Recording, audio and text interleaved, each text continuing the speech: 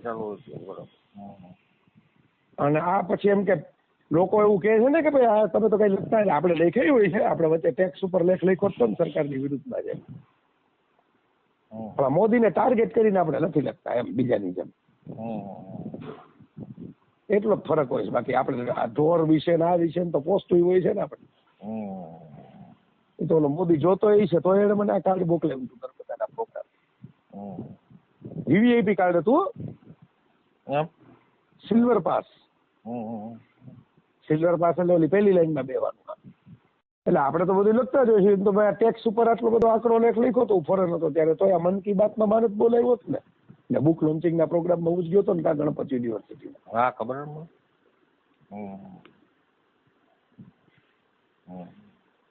એટલે આપણે કઈ આલોચના કરીએ એમાં કઈ મોદી પર ઓલો એમ કઈ ખબર નહીં, પણ આપણને કઈ નથી ઓલો લેતો એમ.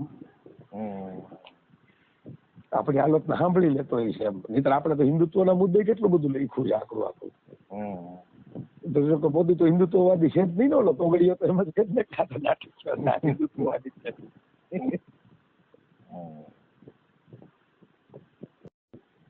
નવરાત્રી વાળો મૂકી દેવો છે. તો આ સરકાર વિરોધી લેખ શું કરવા? ન લખાય.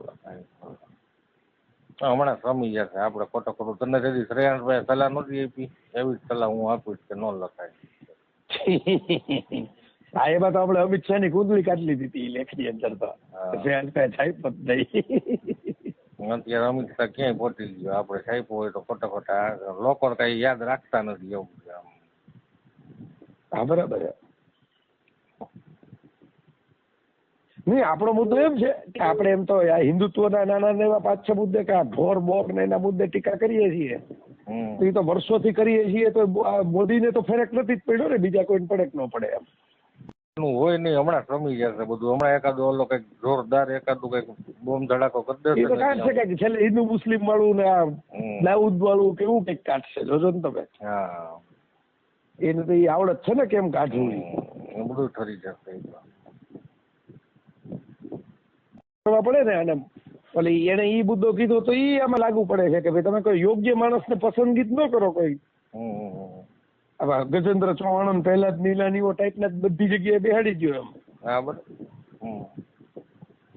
તો પછી આ જે યુવા વર્ગનો ટેકો હતો યુવા વર્ગ જ નારાજ છે અત્યારે, એવું છે.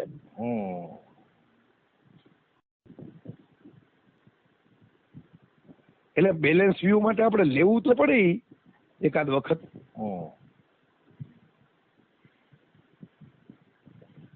આપણે તો ટ્રીક કરી નોટબંધીનું ઓલું લખી જ નાખ્યું હતું, ખબર છે ને? નોટબંધી હાલતી હતી ત્યારે જ આપણને ગંધ આવી ગઈ હતી કે આમાં કઈ લોચો છે. લેખ મેં લેખ નતો લખ્યો, ભારત અને ક્રાંતિ કઈ તો બધું યાસુર સુધી થઈ જવાનું છે, આમ છે તેમ છે ને. નવરાત્રી વાળા સોંપી દેવાય. લે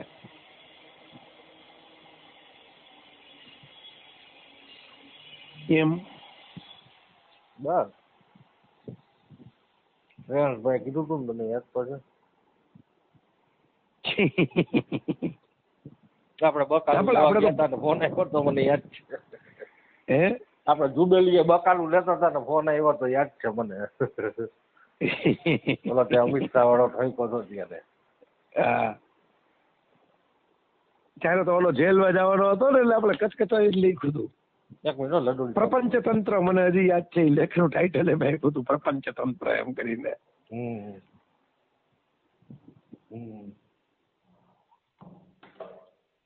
શ્રેયાંશભાઈ જે મને કીધું તું એ તો બધે યાદ છે કે ભાઈ એમ કે છાપામાં લખે એમાં નીચે નામ ન હોય એમ. તમે ક્યાં લખવા નીકળ્યા એમ. હા બરોબર.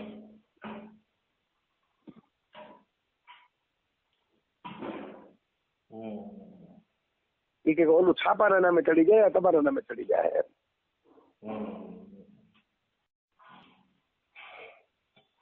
એટલે લખવો તો પડે, પણ તો પછી હમણાં લખવો છે પછી લખવો છે એમ. થોડોક ડાઉન કરી લખા.